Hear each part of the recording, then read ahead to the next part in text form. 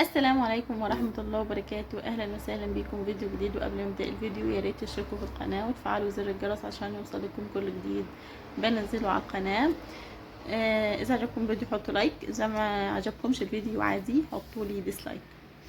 النهاردة في الفيديو ده يعني كنت عايزة اتكلم على حاجة انا بصراحة كساندي كرانيا لفتت نظري من اول ما دخلت عالم الامومة، اللي هي مفهوم التربية الإيجابية.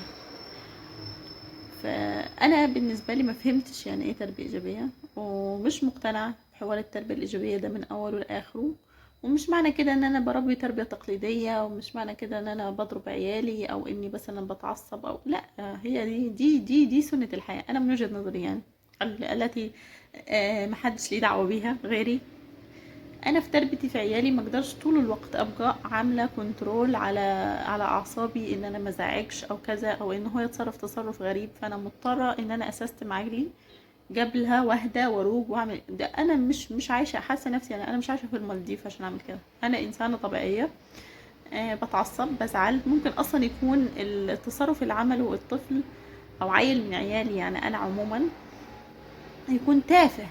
يعني يكون تافه، بس انا متعصبة من اي حاجة تاني مثلا في الحياة هو ملوش اي دعوة بيها، فانا اتعصبت عليه.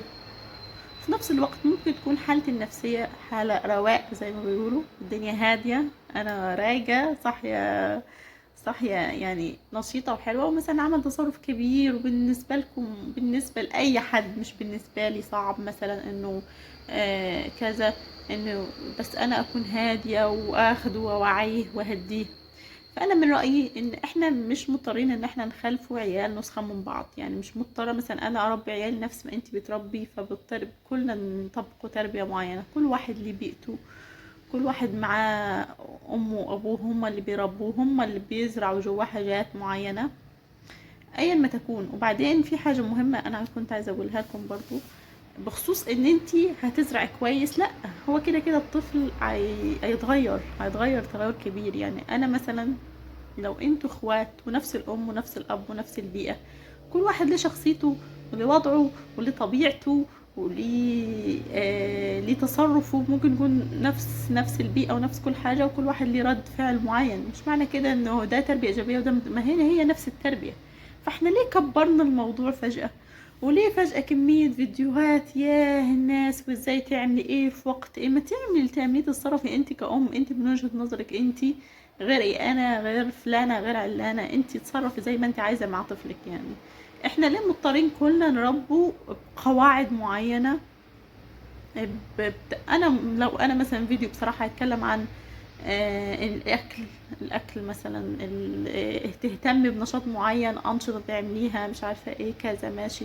لو انا مش عارفه تصرف معين انا حاطاه في دماغي عايزاه يمنعه مثلا ممكن ابحث واشوف فيديو ازاي امنع التصرف ده عشان انا مش عارفه اتصرف. لكن معلش محدش يجي يقول لي لما يعمل غلط ما تتزعجيش. طب امال مين هيزعج له؟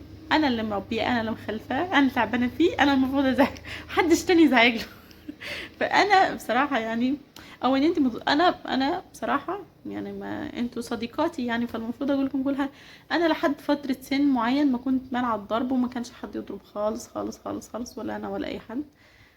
بس بعد سن معين انا بقيت مضطره، مش قادره امنع نفسي. تسموها دي عصبيه مني، انا بحاول اتحكم في الموضوع. تسموه غباء من الاخ، غباء مني بصراحه.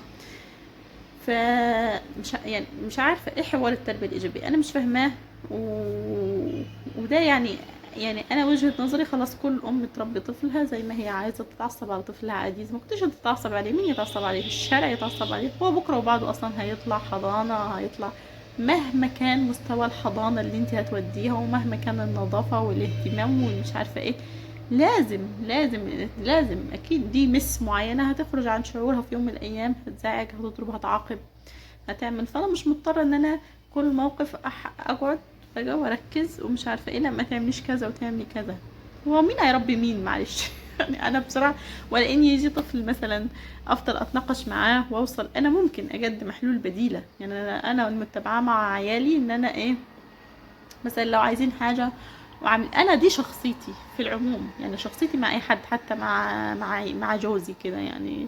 لو هو عايز حاجه وانا مش عايزاها، نوصل حل وسط ونعملوها مع بعض. لو هو عايز يتكلم عادي احتويه وكلميه، دي حاجات من الامومه نابعه منك، ان انت تحضني طفلك وان انت كذا. انا مش معنى كده ان انت تمسكيهم تعالجيهم كل يوم، بس خليكي انت، يعني عيالك دول مرايه ليكي، فخليكي انت معلش انت تدي الانطباع اللي انت يعني تعيشي معاهم بشخصيتك. ليه مضطرة ان انت تغيري في نفسك وتغيري في شخصيتك وتباني ان انت هادية وباردة طول الوقت؟ ما احنا كده هنخلف يعني احنا كده هنطلع للمجتمع عيال يعني زيرو، يعني مش قادرة اقولكم زيرو ايه، زيرو ثقة، يعني مش زيرو ثقة، في برود. هتخلفوا عيال باردين ان انت ما تعصبتيش عليه. انا دي وجهة نظري، انا ما تعصبتش على طفلي، هو عارف مننا عصبية، ما لازم الطفل يعطى، هو اصلا كده كده هيتعصب. يعني لازم انت اللي تعلي صوتك يعني انت تتعصبي وانت اللي تخرج عن شعورك. لازم يعرف غضبك منك انت، حنية ياخدها منك انت، الدلع ياخده منك انت، اللعب معك انت، كل المشاعر دي كلها منك انت ومعك انت، وهو بيكتسبها منك انت اصلا. فانا ضد ان مثلا مطلوب من الام ان هي على طول تعمل كنترول. انتي حاول، انا بحاول مثلا، انا بحاول مش كل مره اتعصب عشان برضو ما تطلعيش طفل عصبي خالص ويفقد شعوره بسرعه وكذا. بس انتي تعاملي بطبيعتك انتي على قدر سيطرك انتي بنفسك، على يعني مش مطالبين ابدا ابدا ان احنا نطلع كلنا اطفالنا سويين نفسيا. ماشي انتي تحاولي وتجتهدي عشان ما حدش يكتب لي في التعليقات انتي مش عايزه سويين، لا، بس انت حاولي واجتهدي. مفيش طفل يعني مفيش حد اصلا سوي 100%. فما يعني ليه تجتهدي؟ خليكي كده في الكويس منه، يعني في الحلو منه. مش لازم انه الطفل يكون 100% كله بيرفكت، ذكي وشاطر ونظيف ومرتب ومهندم ومش متعصب لا طبعا انت حاولي. انا زي ما انا بحاول كده، انا ماشيه بنظريه 70%. والله انا لو مثلا بذاكر له واستوعب 70%، انا بالنسبه لي مرضيه. لو هو عمل موقف وصلنا مرحلة ان انا وصلت ان انا هديته بنسبة 70%، او فهمته بنسبة 70%، لا يا حبيبي اخوك مش عارفة ايه كذا، لا ما تضربش، لا ما تعملش، ماشي، فانا كده مرضية. فانا اي حاجة بالنسبة لي والله انا ماشية بنظرية 70%. مش محتاجة ان انا اربي طفل 100% في كل حاجة. نروح نعمل واجب والله عملنا 70% منه صح تمام، احنا عملنا 70% منه اصلا تمام. فبصراحة أنا حاسة إن هو كده كده أطفال الجيل ده فمضغوطين، فاحنا مش هنضغط عليهم زيادة، ومش هنفضل نتحكم في كل حاجة. لا سيبي عادي الطفل يلعب. أنا نظريتي يا أنا سيب عيالي يلعبوا ويخربوا. انت عايز عيال نضاف وعايز عيال منظمين وعايز عيال مش بس بالهداوة يعني.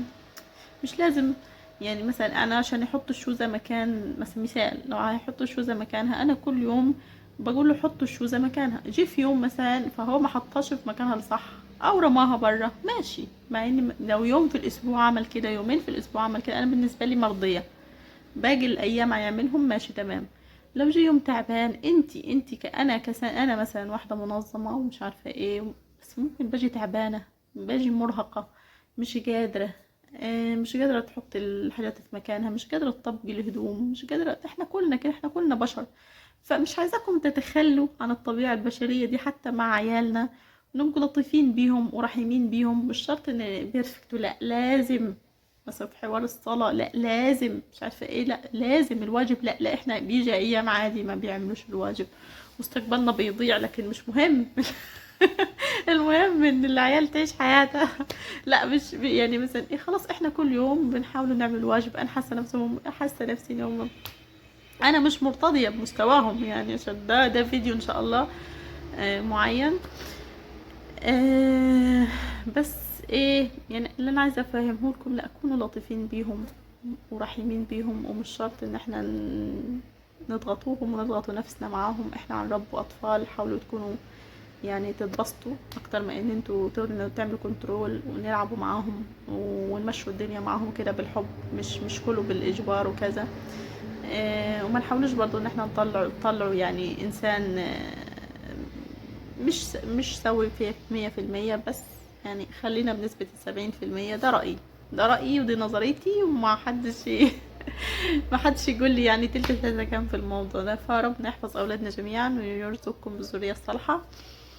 وادعوا لي، ادعوا لي ان انا يعني، ودايما ادعوا لنفسكم ولعيالكم ان ربنا يعيننا على تربيتهم ونربوهم تربية ترضي الله، يعني ترضيه، يكونوا راضي عنهم. ربنا يرضى عنهم وعننا وعنكم جميعا، ويرزق كل مشتاق بالذرية الصالحة. واشوفكم ان شاء الله في فيديو تاني قريب. والسلام عليكم ورحمة الله وبركاته.